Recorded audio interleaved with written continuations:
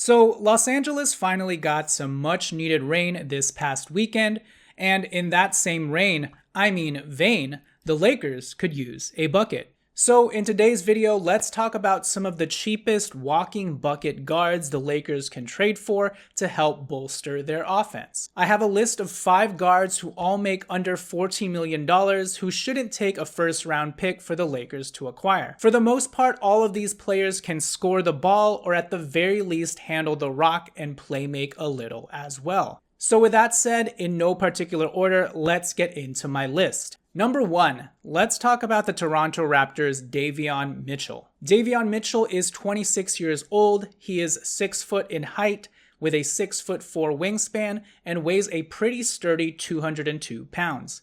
Davion Mitchell is the former number 9th pick by the Sacramento Kings in the 2021 draft.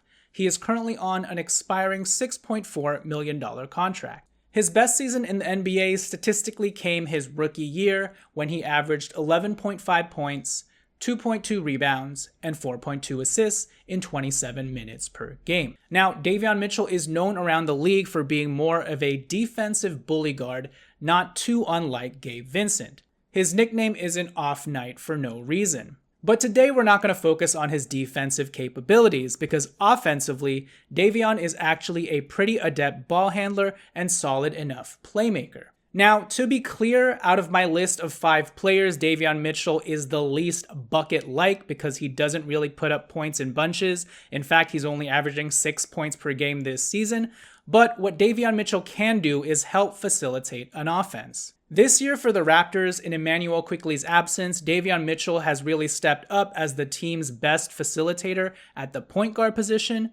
On the year, he's averaging 4.6 assists in just 24 minutes. Now, again, his 6 points per game average won't inspire very much confidence in him as a reliable scorer, but from a ball handling and playmaking perspective, Davion Mitchell is actually pretty solid in a backup guard role. And as a starter, in 20 games, Davion Mitchell is averaging 8 points on 46% from the field, 37% from 3, and 5.7 assists. Now, he's not a traditional point guard with exceptional creative vision, and a lot of his assists do come during transition opportunities where he's able to do a good job getting the ball up the floor, pushing through some nice hit-ahead passes, and moving the ball along to the open man. But in the half court, he's also a pretty solid facilitator. He can run pick-and-roll sets pretty effectively, and he's been able to form a very good chemistry and rapport with Jakob Poeltl, using his fast, jittery frame to knife into the paint and mid-range and hit him with some nice pocket passes. He's also good at finding off-ball cutters and finding shooters on the wing off of his own driving gravity. This season, he's had games of 11 points and 11 assists, 13 points and 8 assists, 20 points, 6 assists, 16 points, 6 assists, and a handful of other games with 8 assists. Now, when it comes to scoring for himself, Davion's got some shiftiness to his ball handling, and because he's so small, he can kind of squeeze himself into narrow spaces and slip past defenders to get to his spots. He kind of reminds me a little of Kendrick Nunn in the way that he's able to break his man off the dribble with a combo of crossovers and quickness. And because of his speed and athleticism, he's also got some dynamicness to his offensive game that helps make up for his small size. At the end of the day, Davion Mitchell is a defensive point guard who can play make for you in a pinch. He's not a great three-point shooter and doesn't get threes up at a high volume, but he can knock them down. In a lot of ways, he's kind of like Gabe Vincent, but I will say I do think he's a better playmaker than Gabe Vincent. He's faster and more athletic and more explosive than Gabe Vincent, and more importantly, he's a tad bit younger. Alright, now let's move on to the pure bucket getters. Number 2, let's talk about a player that I've talked about in prior videos and focus on the Los Angeles Clippers' Bones Hyland. Bones Hyland is 24 years old. He is 6'3" with a near 6'10" wingspan. He is the former 26th pick in the 2021 NBA draft and is on an expiring $4 million contract. So far, he's only played in 19 games for the Clippers this season and is only averaging 11 minutes per game. But when he does get time, Bones Hyland typically produces. And he always at the very least does one thing very well. and that's put the ball into the basket. Bones Hyland is shifty, he's wiry, he can break his man off the dribble with some advanced shake and crafty ball handling. Per 100 possessions in his career, Bones Hyland is a 27 points per game scorer. His best season was in 2022-23 with the Denver Nuggets when he averaged 12 points, 2 rebounds, 3 assists, hitting 2.2 threes a game on 38% three-point shooting in just 19 minutes. That is really amazing per minute production on every level. On top of that, he's a career 36% three-point shooter, knocking down 1.8 three-pointers made a game. He's also a very solid off-the-dribble pull-up three-point shooter. This year with the Clippers in his limited run, his best games include 22 points, 4 assists on 5 of 10 from 3 versus the Houston Rockets in just 27 minutes, 18 points, 2 assists on 5 of 10 from 3 again versus the Minnesota Timberwolves in just 22 minutes, and then 13 points on 3 of 6 from three-point land versus the Denver Nuggets in just 21 minutes. But with that said, Bones Hyland is one of the most dynamic and versatile on-ball scorers and pull-up shooters coming off of the bench who's only making $4 million.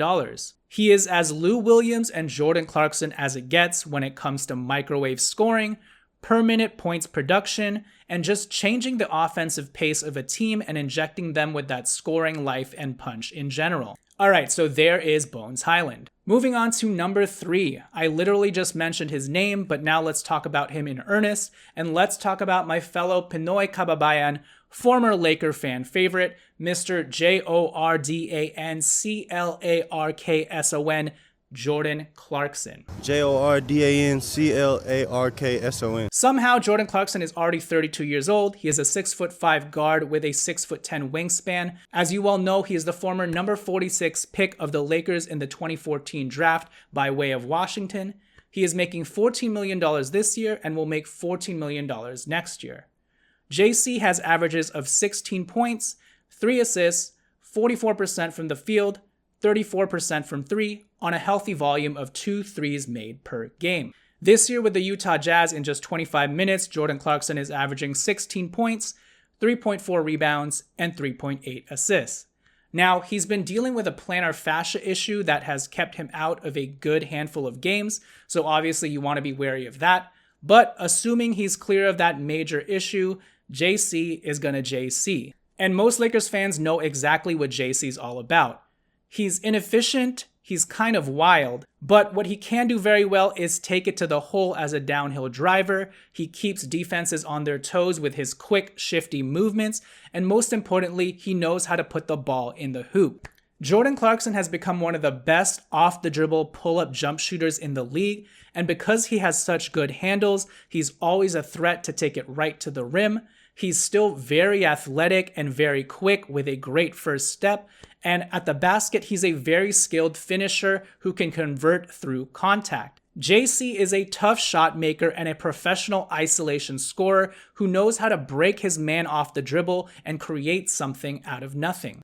The most important thing that I want to hammer home about JC, though, is the fact that he is a reliable scoring option even in the playoffs. In his last 3 playoff series with the Utah Jazz, Jordan Clarkson has averaged 17 points per game in his last 24 playoff games. So it doesn't matter what the setting is, JC knows how to do what he does best, and that's to put the ball in the motherfucking basket.